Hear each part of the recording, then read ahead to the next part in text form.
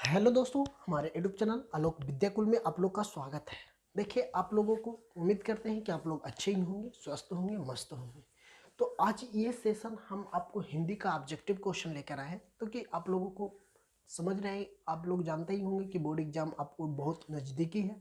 तो नज़दीकी है तो अभी आपको लग रहा होगा कि हम क्या पढ़ें नहीं पढ़ें, ये समझ में नहीं आप लोगों को आ रहा होगा। तो हम आपको ये सजेशन देंगे बच्चों कि जो भी हमारे चैनल पे के माध्यम से आ रहा है क्वेश्चन, ऑब्जेक्टिव हो सब्जेक्टिव हो, तो उससे आप रेगुलर पढ़ें। रेगुलर पढ़ने का से ये होगा कि आप लोगों को जो भी क्वेश्चन हम बताने का प्रयास करते हैं वो इम्पोर्टेंट क्वेश्चन होता है, जो कि बोर्ड एग्जाम में पूछने की पूरी उम्मीद होती है। वही क्वेश्चन को हम आप लोगों को बीच लाने का प्रयास करते हैं। तो आप लोग वीडियो को पूरा अंत तक जरूर देखें। अगर वीडियो पसंद आता है तो हमारे चैनल को जरूर सब्सक्राइब कीजिए। अगर वीडियो पे पहली बार है तो चैनल को जरूर सब्सक्राइब कर लें, ताकि अभी से आपको बोर्ड एग्जाम में जो एक महीना, एक मंथ, 30 दिन का समय बच रहा है, 30 दिन में हम आपको पूरी अच्छी तरह से तैयारी करवा देंगे। तो अगर और कमेंट बॉक्स में ज़रूर हमें बताएं, अगर आपको कोई क्वेश्चन हो या तो आपको कोई दिक्कत हो तो आप हमें कमेंट बॉक्स में ज़रूर बताएं। उसके माध्यम से हम आप लोगों के जितना ज़्यादा हेल्पफुल हो सकेगा हम आप लोगों को प्रोवाइड करा देंगे, ताकि आपको कहीं भी कोई प्रॉब्लम नहीं होगा। तो चलिए अब हम क्वेश्चन पे चलते हैं बच्चों। क्वेश्चन मेरा ये है, क्वेश्चन ये हिंदी का 40 सब्जेक्टिव क्वेश्चन है। तो 40 में अगर आप अच्छे से पढ़ लेते हैं तो 40 में आपको कहीं ना कहीं 100% है कि क्वेश्चन लड़ेगा ऑब्जेक्टिव। आज जानते हैं कि ऑब्जेक्टिव को बहुत बड़ा भूमिका होता है, बहुत बड़ा योगदान होता है रिजल्ट आने में। समझ रहे हैं कि बहुत जो ऑब्जेक्टिव, जिनको अगर अच्छा खासा नॉलेज है, अगर अच्छा खासा ऑब्जेक्टिव सही आप कर लेते हैं तो आपका मार्क्स है आने का पूरा उम्मीद हो जाता है कि आपको बहुत ज़्यादा नंबर आ सकता है। तो उम्मीद करते हैं कि ये वीडियो आप लोगों को बहुत ज़्यादा पसंद आएगा। तो चलिए अब हम क्वेश्चन पे चलते हैं बच्चों, ताकि आप लोगों को ज़्यादा समय नहीं लेते हुए। चलिए सबसे प्रथम क्वेश्चन की बात हम कर लेते हैं बच्चों। तो सबसे प्रथम क्वेश्चन ये मेरा व्याकरण सा है ना, व्याकरण है। सबसे प्रथम क्वेश्चन मेरा व्याकरण है। बाकी इसमें मिक्स है, क्या है, मिक्स क्वेश्चन है, किताब से है, खन का से भी है और ग से भी, ख से भी है, दोनों, और प्लस ग्रामर भी है। तो चलिए समझते हैं। कह रहा है वह घर से बाहर का, कह रहा है कि वह घर से बाहर का गया, वह घर से बाहर गया, इस वाक्य में कौन सी कारक है। कह रहा है कि कौन सी कारक है। तो कह रहा है वह न घर से बाहर गया, कौन गया, वह, मतलब कोई लड़का बाहर गया घर से, तो उसमें अपादान कारक की बोध हो रहा है। किसमें हो रहा है, अपादान कारक। मतलब हम किसी को अगर घर से बोल रहे हैं कि बाहर जा, तो किसी हम दूसरे को बोल रहे हैं ना, तो दूसरे को बोलने का मतलब कि हम उससे क्या कर रहे हैं, अपादान हो रहा है, हम उसको बोल रहे हैं, तो इसमें क्या हो रहा है, अपादान हो रहा है, तो अपादान कारक हो रहा है। चलिए लंबोदरा, तो यहाँ पे क्वेश्चन समझिएगा कि लंबोदरा शब्द में किस समास का उदाहरण है।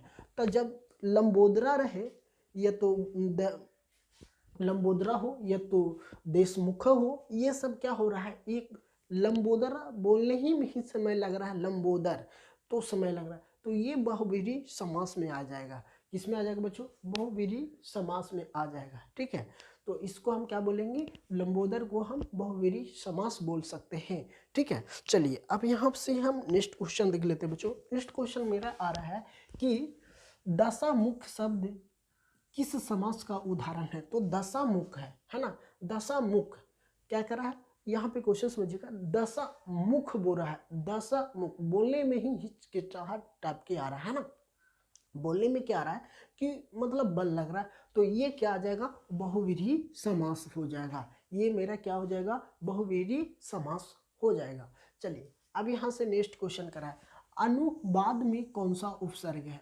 अनुवाद, तो देखिए अनुवाद में कौन सा उपसर्ग आ रहा है, तो पहले नंबर अनुवाद, तो अनु आ रहा है तो अनु ही उपसर्ग हो जाएगा। अगर बात कर लेते हैं कि अनुमान, अनुमान में भी अनु शब्द आ रहा है, परमाणु तो प्र आ रहा है ना, अनुरूप, इसमें क्या आ रहा है, अनु ही उपसर्ग आ रहा है, इस सब में क्या आ रहा है, अनु ही उपसर्ग आ रहा है। तो हम इसको क्या करेंगे, अनु को ही ऑप्शन टिकअप करेंगे। चलिए यहाँ से देख लेते हैं नेक्स्ट क्वेश्चन। यहाँ करा अर्थ का विपरीत शब्द क्या होगा, या तो अर्थ का विपरीत क्या होगा, अर्थ का, जो अर्थ का विपरीत क्या होगा, अनर्थ होगा। अर्थ का ही विपरीत शब्द क्या होगा, अनर्थ होगा। क्या होगा, अनर्थ होगा। तो हम इसको क्या मार लेंगे, अनर्थ को ही ऑप्शन बना लेंगे। चलिए अब करा है विज्ञान में कौन सा प्रत्यय आ रहा है, विज्ञान। तो देखिए आप विज्ञान बोल रहे हैं तो कहीं ना कहीं विज्ञान ऑन, मतलब लास्ट में क्या आ रहा, ऑन, क्या आ रहा, विज्ञान। तो विज्ञान जैसा ही आप बोल रहे हैं तो लास्ट में क्या आ रहा है, ऑन, तो यान ही प्रत्यय हो जाएगा। क्या हो जाएगा, जैसे विज्ञान बोल रहे हैं, सामाजिक विज्ञान बोल रहे हैं, तो ये सब में क्या आ जाएगा, अन ही आ जाएगा। ठीक है, चलिए अब यहाँ से नेक्स्ट क्वेश्चन देख लेते हैं बच्चों। नेक्स्ट क्वेश्चन मेरा आ रहा है, नेक्स्ट क्वेश्चन देखते हैं। तो देखिए नेक्स्ट क्वेश्चन मेरा यहाँ है, क्या कर रहा है, नेक्स्ट क्वेश्चन को हम कह रहे हैं कि इनमें से पक्षी का पर्यायवाची शब्द कौन है। पक्षी का पर्यायवाची शब्द, तो पक्षी क्या होता है, पक्षी का पर्यायवाची शब्द परिंदा होता है। क्या होता है, परिंदा। पक्षी एक परिंदा है, क्या है, पक्षी एक क्या है बच्चों, परिंदा है। तो पक्षी का पर्यायवाची शब्द ही हम मारेंगे परिंदा। तो परिंदा, क्यों परिंदा बोलेंगे, क्योंकि पक्षी एक जगह से दूसरी जगह, कभी यहाँ तो कभी वहाँ, इसीलिए इसका पर्यायवाची शब्द भी बोला गया है, परिंदा बोला गया है। चलिए अब यहाँ से नेक्स्ट क्वेश्चन देख लेते हैं। कर रहा है ना, वाणी, वाणी शब्द विश्व के समान हो जाती है। वाणी, जो अब हम वाणी को बात करते हैं तो जो हम भाषा बोलते हैं उसी को वाणी। तो वाणी कब विश्व की समान हो जाता है, राम नाम के बिना, किनके बिना, बगैर राम के नाम ले ले ही वाणी मेरा क्या है, विश्व की समान हो जाती है। तो ये आपको बुक से क्वेश्चन है। चलिए कर रहा है, बिरजू महाराज ने ठुमरिया, डुमरिया किससे सीखी थी। डुमरिया एक झुमरिया गीत होता है कुछ झारखंड की तरफ से, झारखंड की तरफ। तो उसी पूछ रहा है कि बिरजू महाराज ने डुमरिया किससे सीखी थी, अम्मा से। अम्मा किसको बोलते हैं, माँ को बोला जाता है। तो अम्मा से, किससे सीखी थी, तो अम्मा से सीखी थी। चलिए यहाँ से अब नेक्स्ट क्वेश्चन देख लेते हैं बच्चों। किसे प्रेम की पीर का कवि कहा जाता है, किसे प्रेम के पीर की कवि कहा जाता है, तो घनानंद जी को कहा जाता है। किनको कहा जाता है, तो घनानंद जी को प्रेम के पीर की कवि कहा जाता है। ठीक है, चलिए अब यहाँ से नेक्स्ट क्वेश्चन आ जाएगा बच्चों। नेक्स्ट क्वेश्चन मेरा आ जाएगा, नेक्स्ट क्वेश्चन है कि बहादुर का बाप कहाँ मारा गया था। मतलब बहादुर का बाप कहाँ मारा गया था, तो योद्धा में मारा गया था। कहाँ, युद्ध में मारा गया था। कहाँ मारा गया था, तो जहाँ पे युद्ध हुआ था वहीं पे बहादुर का बाप मारा गया था। चलिए ठीक है, अब नेक्स्ट क्वेश्चन कर रहा है, किसके हुंकारों से महलों की नींव उखड़ जाती है। तो किसकी, तो जनता की। किसको, ये आपको बुक से ही क्वेश्चन है। तो कह रहा है ना कि किसके हुंकारों से महलों की नींव उखड़ जाती है, तो किससे, जनता की। जनता की पुकार से ही महलों का नींव उखड़ जाती है। चलिए अब यहाँ नेक्स्ट क्वेश्चन आ रहा है कि पत्थर पर लिखी हुई, जाली हुई, छाई हुई किसकी सीखी हुई साखी है। कहने का अर्थ ये है बच्चों कि पत्थर पर लिखी हुई, जाली हुई, छाई किसकी सखी है, तो मानव की। किसकी है बच्चों, तो ये क्वेश्चन मानव की है, आंसर मानव आ जाएगा। इसमें हम ऑप्शन करेंगे तो मानव को ही करेंगे। चलिए यहाँ से नेक्स्ट क्वेश्चन देख लेते हैं। नेक्स्ट क्वेश्चन मेरा ये आ रहा है कि पाठ्य पुस्तक में संकलित जीवानंदा दास की कविता का हिंदी अनुवाद किसने किया था, तो प्रयाग शुक्ल जी ने, प्रयाग शुक्ल जी ने ही किए थे। कौन किए थे बच्चों, प्रयाग शुक्ल जी ने ही किए थे। किनकी, जीवानंदा दास की कविता को हिंदी अनुवाद किए थे प्रयाग शुक्ल जी। चलिए अब हम यहाँ से नेक्स्ट क्वेश्चन देख लेते हैं। जो भी आपको क्वेश्चन हम आपको बता रहे हैं बच्चों, ये बहुत मोस्ट इम्पोर्टेंट क्वेश्चन है।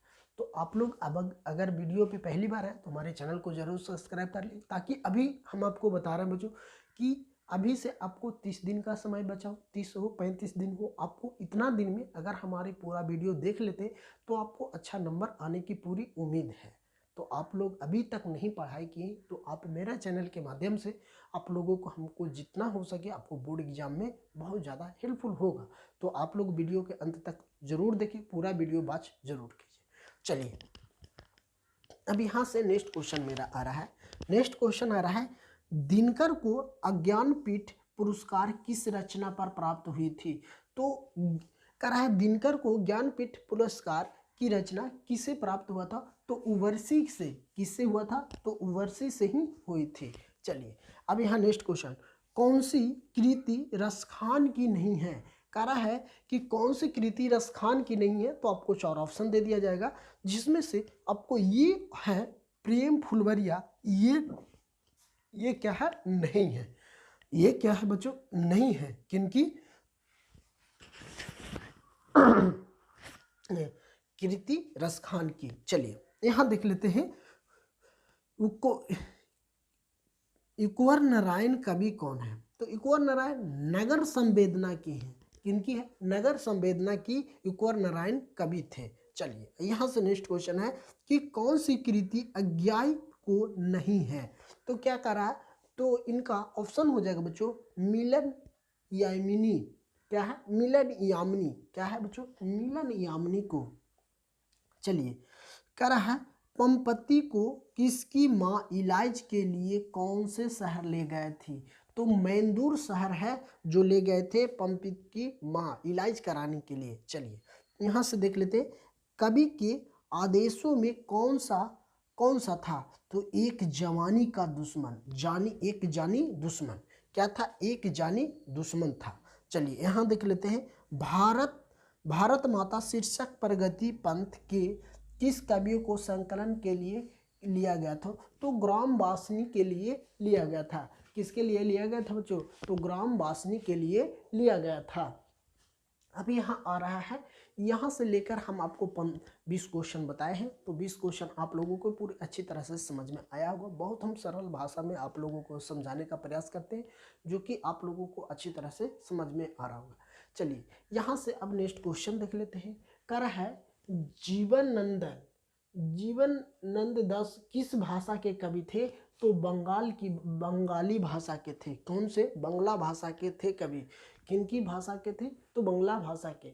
अब यहाँ पे नेक्स्ट क्वेश्चन आ रहा है कि पाठ्य पुस्तक में संकलित एरिकली की कविता किस भाव की है? तो भक्ति की। किस भाव की भक्ति कविता है? तो भक्ति की। किस बात की? तो भक्ति की। चलिए यहाँ से देख लेते हैं, पंडित बिरजू महाराज का जन्म कहाँ हुआ था? कह पंडित जो बिरजू महाराज हैं उनको जन्म कहाँ हुआ था? तो उनको जन्म लखनऊ में हुआ था। कहाँ हुआ था? तो लखनऊ में। और लखनऊ अभी कहाँ है? प्रयागराज में। ठीक है, तो चलिए लाह शत्रु क्या है? क्या कर रहा है? लाह शत्रुज क्या है? तो लाह शत्रुज एक इमारत की नाम है। क्या है बच्चों? एक इमारत की नाम है। चलिए यहाँ देख लेते हैं नेक्स्ट क्वेश्चन कि अज्ञायु का जन्म किस प्रदेश में हुआ था? तो अज्ञायु का जन्म किस प्रदेश में हुआ था?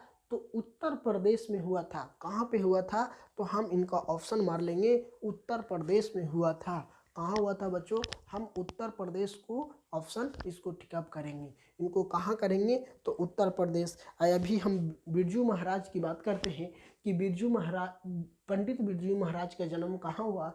तो लखनऊ में हुआ था। तो लखनऊ कौन से राज्य में पड़ता है? तो उत्तर प्रदेश में ही पड़ते हैं। चलिए अब यहाँ नेक्स्ट क्वेश्चन है कि निम्न में से नरक शब्द का विशेषण क्या होगा? तो नरक शब्द का विशेषण हमसे पूछा गया है, तो नरक शब्द का विशेषण होगा नरक्याय, है ना? नरक्याय होगा, क्योंकि नरक ही नरक्याय बोलेंगे, इसको विशेषण हो जाएगा। चलिए यहाँ नेक्स्ट क्वेश्चन है कि रसखान किस काल के कवि हैं? तो रसखान किस काल के कवि हैं? तो भक्ति काल के ये कवि थे। किस काल के कवि थे? तो भक्ति काल के ये कवि थे। रसखान किस काल के कवि थे बच्चों? तो रसखान भक्ति काल के कवि थे। चलिए यहाँ पे नेक्स्ट क्वेश्चन आ जा रहा है, स्वदेशी शीर्षक पाठ्य पुस्तक में संकलित कविता किस छंद की है? तो कह रहा है ना, यहाँ कह रहा है स्वदेशी शीर्षक खंड का की क्वेश्चन है कि बुक नंबर खा की। तो इसमें कह रहा है स्वदेशी शीर्षक पुस्तक में संकलित कविता के किस छंद की है? तो दोहा की। किसकी है बच्चों? तो दोहा को। इसको ऑप्शन क्या मारेंगे हम? दोहा। कह रहा है सुजान सागर किसकी कृति है? सुजान सागर किसकी कृति है? तो सुजान सागर किसकी कृति है तो घनानंद जी के, किनकी है तो घनानंद जी को। चलिए यहाँ पे नेक्स्ट क्वेश्चन अब मेरा आ रहा है कि हमारी नींद शीर्षक कविता किस वाक्य से संग्रहित ली गई है। तो दृष्टक में सन्नाटी है ना, क्या कह रहा है, दृष्टन में सन्नाटी की, किसकी बच्चों, दृष्टक को सन्नाटी को। तो हम इनका ऑप्शन क्या मार लेंगे, दुष्टन की सन्नाटी को। चलिए यहाँ पे नेक्स्ट क्वेश्चन अब मेरा आ रहा है बच्चों कि नगरी लिपि शीर्षक पाठ किस पुस्तक से लिया गया था। कह रहा है, फिर से क्वेश्चन देखिएगा, कह रहा है ना कि नगरी लिपि शीर्षक पाठ किस पुस्तक से लिया गया है। तो ये पुस्तक की नाम है भारतीय लिपियों की कहानी। भारतीय लिपियों की कहानी क्या हो जाएगा, आंसर इसका हो जाएगा भारतीय लिपियों की कहानी। क्या हो जाएगा बच्चों, भारतीय लिपियों की कहानी हो जाएगा। रसूल्ला, अब नेक्स्ट क्वेश्चन देखिए, रसूल्लाबाई थी, रसूल्लाबाई क्या थी। तो आपको या तो ऑप्शन में आपको यही क्वेश्चन आपको यही देगा, रसूल्लाबाई थी तो क्या थी। आपको ऑप्शन दे देगा गायिका से डांसिंग से, तो 4 ऑप्शन रहेगा। तो इनको रसूल्लाबाई थी जो एक गायिका थी। क्या थी बच्चों, एक गायिका थी। रसूल्लाबाई क्या थी, एक गायिका थी।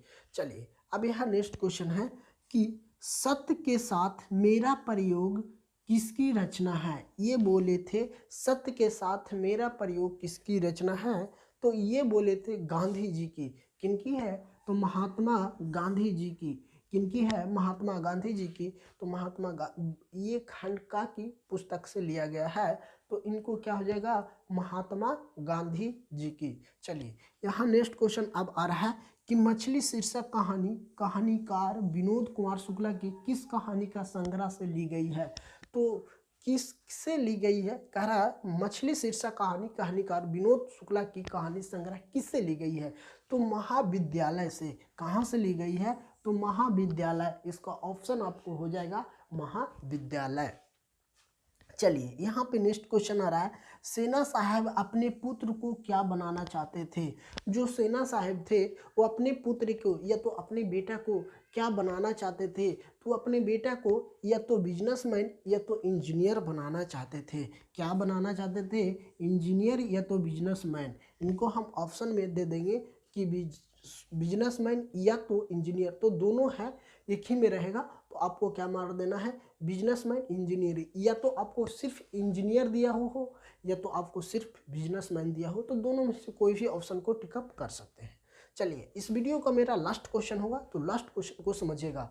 कह रहा है नौबत खान, नौबत खान का अर्थ क्या होता है। नौबत खान का अर्थ क्या होता है, तो नौबत खान का अर्थ होता है प्रवेश द्वार के ऊपर। क्या होता है, नौबत खान का अर्थ होता है प्रवेश द्वार के ऊपर। क्या होता है बच्चों, प्रवेश द्वार के ऊपर मंगलम ध्वनि का बजने का स्थान। क्या हो रहा है, प्रवेश द्वार के ऊपर मंगलम ध्वनि के बजने का स्थान। तो ये क्वेश्चन हम आपको अब यहाँ से 1 से लेकर हम 40 क्वेश्चन को पूरा कंप्लीट करा दिए होंगे।